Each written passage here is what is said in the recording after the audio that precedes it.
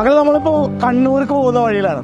നമ്മൾ കഴിഞ്ഞ ദിവസം ഒരു ട്രെൻഡിങ് ആയിട്ടൊരു വീഡിയോ കണ്ടിട്ടുണ്ടായിരുന്നു. അതായത് കണ്ണൂര് പ്രതീക്ഷ ബഡ് സ്കൂളില് കുറച്ച് ഭിന്നശേഷിക്കാരായ കുഞ്ഞുമക്കളും അതേപോലെ തന്നെ അവരുടെ പാരന്റ്സും കൂടി ചേർന്നിട്ട് കുറച്ച് ബുക്കുകൾ കാര്യങ്ങളൊക്കെ ഉണ്ടാക്കുന്നുണ്ട്. അപ്പൊ അതൊക്കെ ഒന്ന് കാണാനും അതേപോലെ തന്നെ അവിടെ നിന്ന് കുറച്ച് ബുക്കുകളൊക്കെ മേടിക്കാനും വേണ്ടിയിട്ടാണ് നമ്മളിപ്പോ അങ്ങോട്ട് പോകുന്നത്.